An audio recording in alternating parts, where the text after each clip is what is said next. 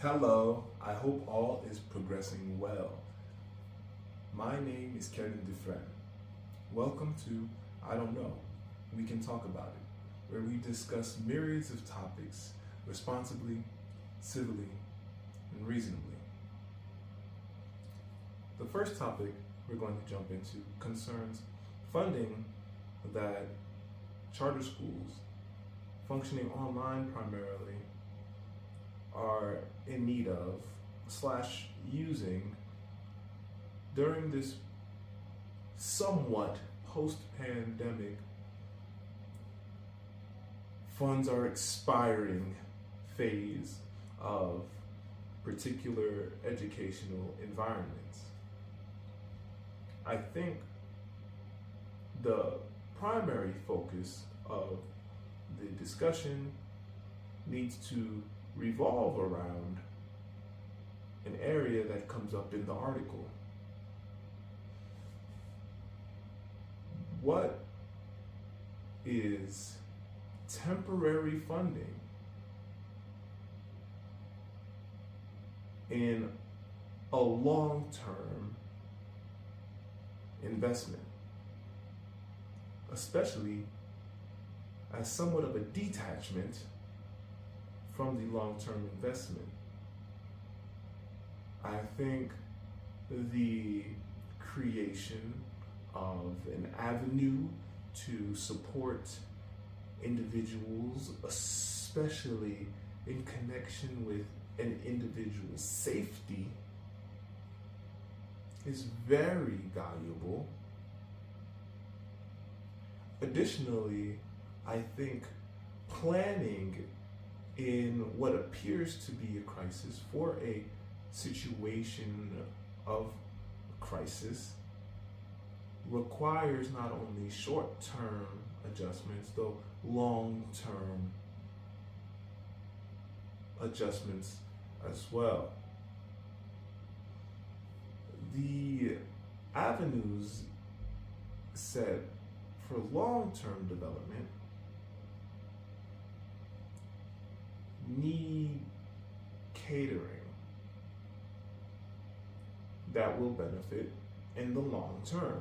So any short-term investments work in favor of the long-term investing.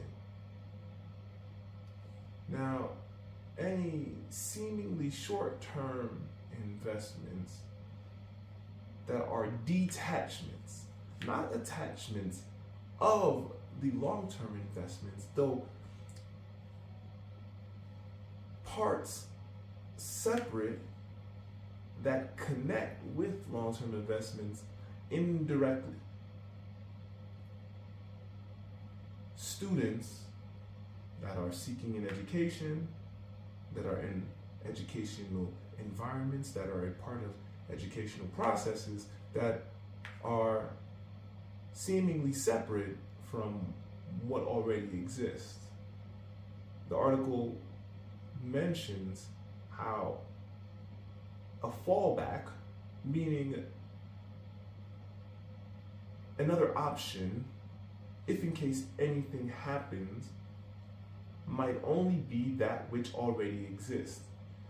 That which is already happening elsewhere that may be beneficial for a student in a way or so, though may not be offering the student anything new, which doesn't mean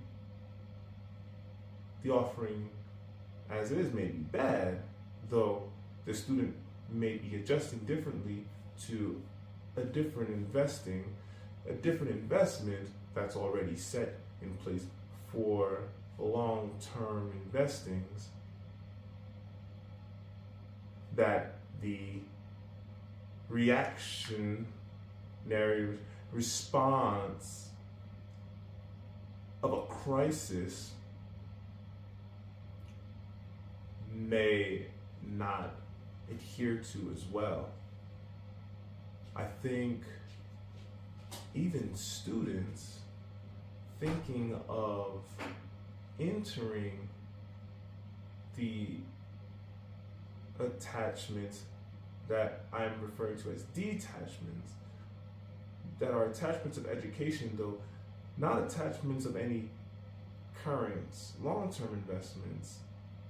I think the students need to be acknowledging the parameters of the educational environments, even considering safety, even considering health.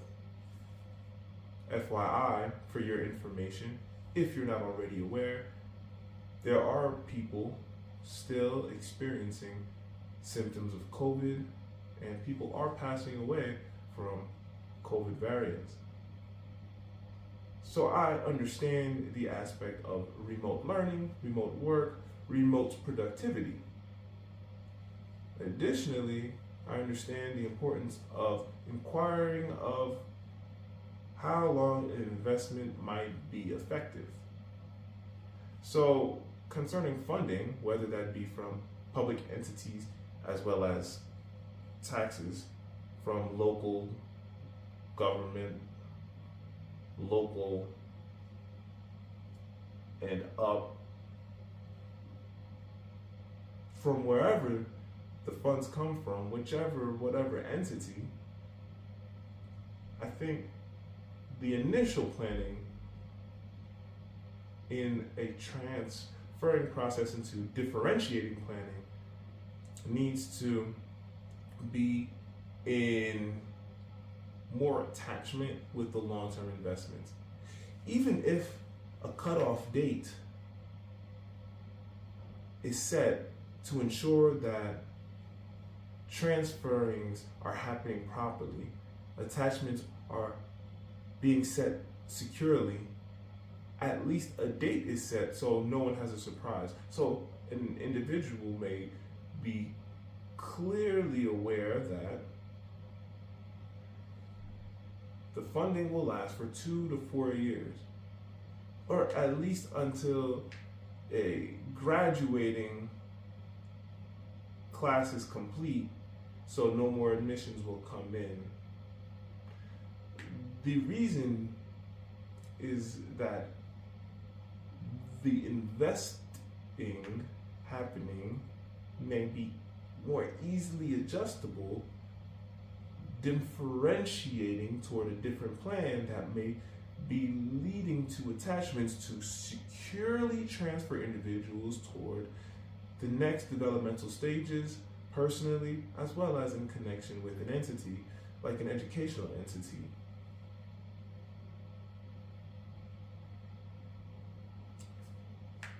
The next topic concerns financial literacy in school. As a standard, I think financial literacy is quite important. Additionally, I think individuals need to be aware of personal financial attachments. What will an individual choose to be choicely responsible for funding, financing, observing financially? Because everyone can learn about credit, everyone can learn about investing, everyone may approach how their credit usage is, as well as their investments, differently, whether that be of pure interest or because of thinking in a way that benefits their financial procedures. I feel as though financial literacy can be very beneficial to any individual that may be wondering about, what does saving mean? What is an ideal way to measure how one needs to save if living in a particular situation, in a state, in a country, with a family? There are myriads of situations that one can think of that fits one personally, that will help one navigate financial literacy more responsibly. I think a general blanket teaching of financial literacy can benefit many, though I think the intricate portions become apparent for individuals on a personal basis because lives are different from individual to individual. Since life is so different from individual to individual, I think that learning to be financially literate needs research, resources available in a way that's acknowledging that an instructor, a teacher is aware a student, an individual, may have more questions beyond wherever, whatever the academic institution, instructor, or teacher is teaching. I think financial literacy is awesome. To be in schools, at the same time, I think schools must be completely aware of how they're teaching, choosing to teach financial literacy. What are the parameters of financial literacy? Especially for students going into college, because a college, university, a tech school, whatever the institution, whatever the educational atmosphere may have parameters set for students to become financially literate. So I think there are so many layers to navigating one's responsibilities financially that one needs to attend to, that works so well in connection with learning about financial literacy, especially from a blanket general perspective, that will help one understand, okay, here are basics. For example, what a bank account means, what owning a savings and a checking account means, what does it mean to have a credit card, how can I improve my credit score if I'm in this particular situation, how do I prevent myself from getting into this particular situation. There are so many areas to navigate with financial literacy, from the personal perspective in connection with all of the information available, which I think will definitely be at the table needing acknowledgement, especially when students come to that point, when individuals come to that point of understanding the general blanket information, and of course, taxes. These types of conversations become more and more in depth. So individuals will need more resources that are pointing directly at situational financial stances, so individuals can be more aware and more well-rounded perspectives beyond any general blanket financial literacy learnings. All right, as you know, if you don't already, I enjoy doing origami. So today's origami, with the help of Green Kid Crafts, is going to be, well, about penguins. Green Kid Crafts has a bunch of animal origami, which I think that'll be fun to do. And origami is really good for the brain, and I think a very valuable way to explore spatial development. So first we're going to start off with crisscrossing from point to point. We're folding. After these folds, so pick a side and just fold about a little bit more than halfway here, or a little bit close to the halfway mark here. And then just fold a little bit of a flicker in here. Okay. So now this thing makes me feel like I put way too much of a wing. The instructions make me feel like I put way too much of a wing because of how it's forming. So the next thing is to, well, bend it. So I'm gonna bend it up here, this point, this back point.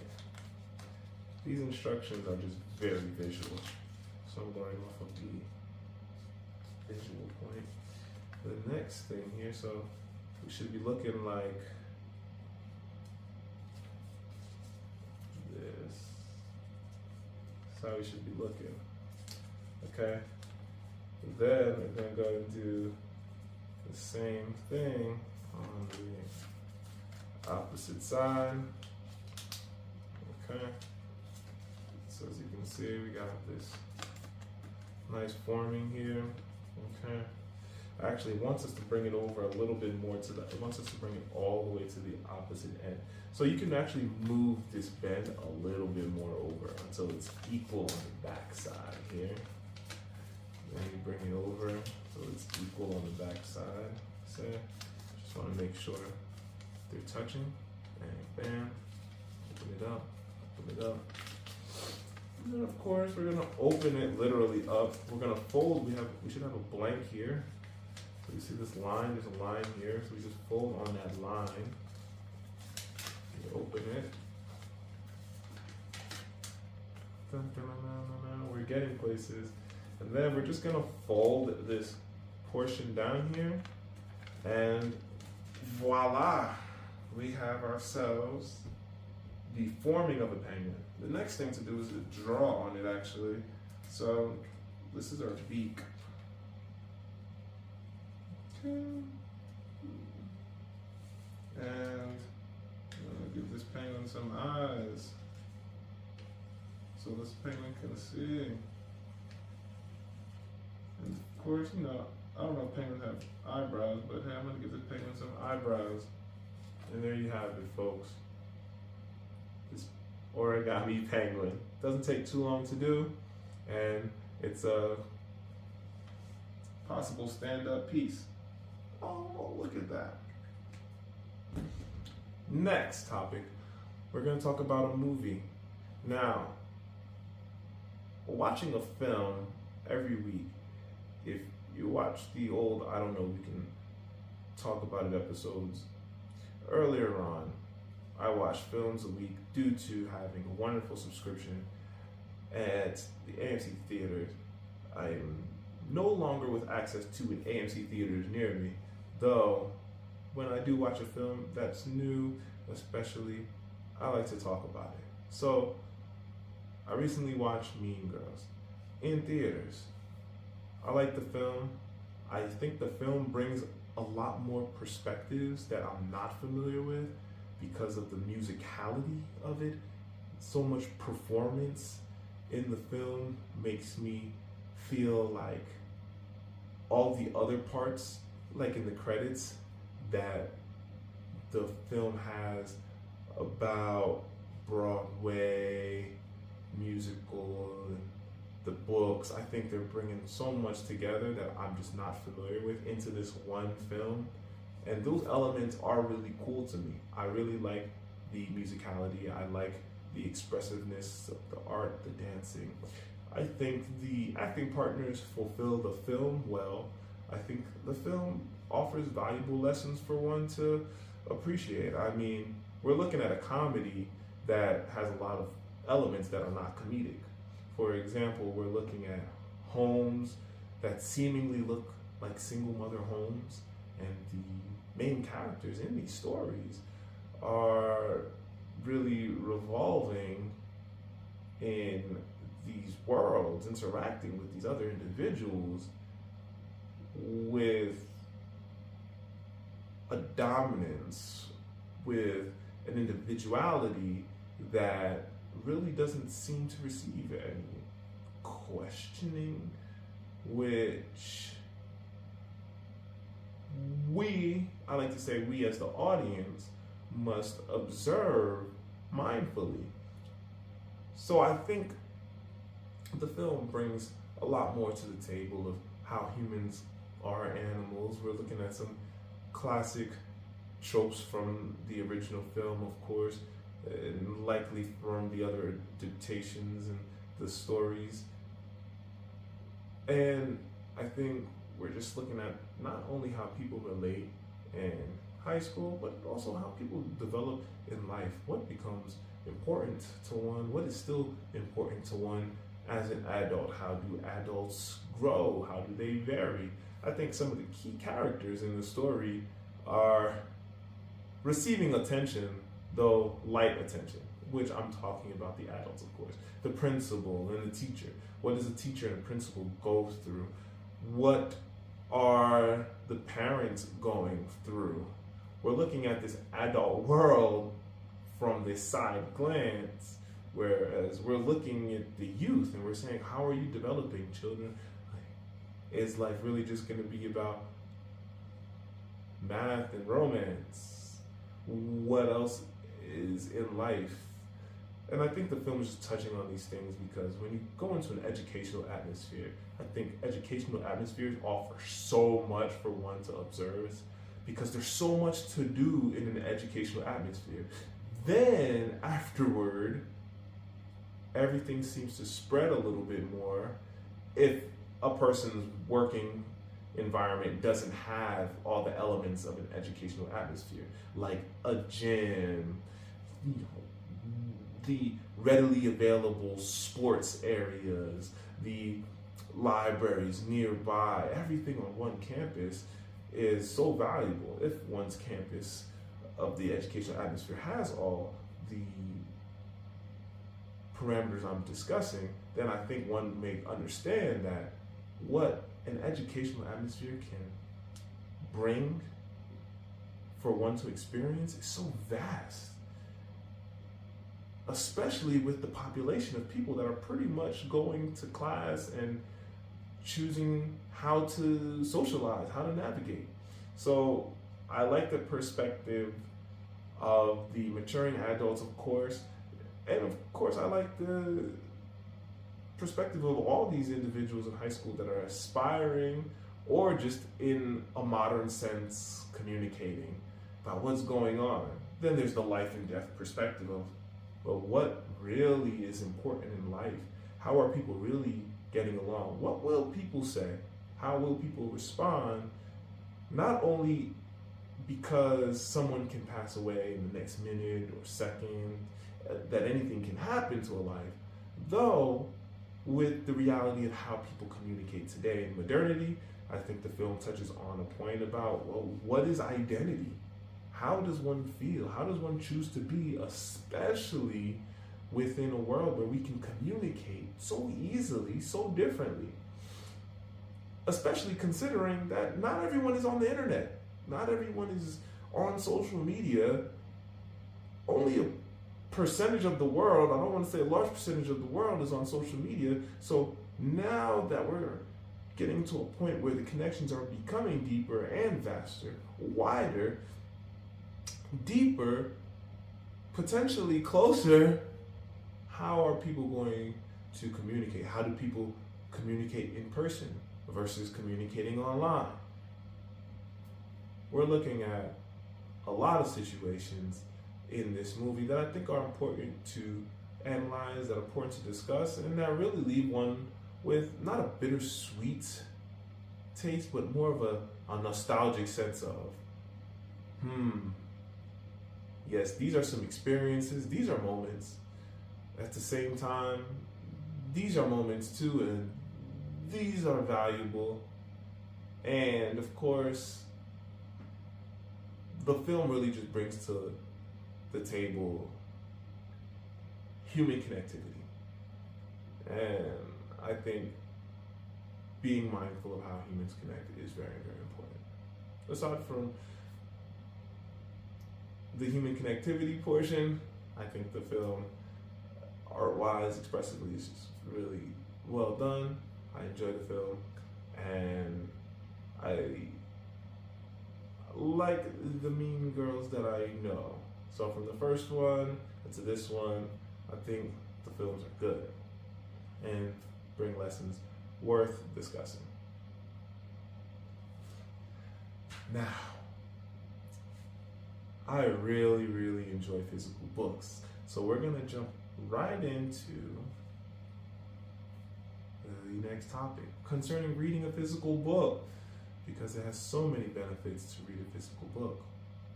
Closing time. Mr. Heller again. Last week we talked about Catch-22. This week we're talking about closing time. Closing time is just a wonderful afterthought. We're living with Yossarian now, really post-war, back in the mix of society. We're digging into Yossarian's family, the realities that Yossarian's family faces. I really like how Mr. Heller uses Yossarian to really teach youth. The text really does involve living in a post-war world. There's advice about romance. There's advice about finances. There's advice about navigating a bureaucracy. There's explorations and advice about mental health. There's advice about being older, living in a world that is not seemingly passing, though, but being older and active in a world so that the world does not seem like it's just passing one. I think the closing time as a sequel is a wonderful portion. I already enjoy Catch-22, and I think closing time bridges so well what many people have to actually deal with in modernity. The conversations are really not that far, though seemingly different, not far from each other in terms of the 21st century conversations and the 20th century conversations. I mean, people can literally find examples in centuries of work before to find that the evidence of what people might be going through is readily available to explore myriads of ways. And I think Mr. Heller does bring the rounding off of different characters from the previous book into Closing Time well. It's really like a bittersweet farewell, though it's sweeter than bitter. And I definitely feel like Mr. Heller's touching on a lot of valuable points that make the stories connect better, though that really carry one guidingly forward to acknowledge a world as is, as well as acknowledge a world that one is capable of achieving, while acknowledging what one may achieve in a world that is. Looking at different parameters of employment, looking at just different choices of living. And of course, we're looking at societal progressions. I mean, how much of a dark comedy can you get? This individual, Mr. Heller, is talking about having a wedding, turning an impoverished area around into something beautiful. Amidst all the bureaucracy of the conversations and internalizing, Mr. Heller still brings every character to the table strong to fulfill a magnificent story. Realistically magnificent stories. Thank you for joining me for another episode of I Don't Know. We can talk about it. Onward and Upward, Kevin, Dufresne.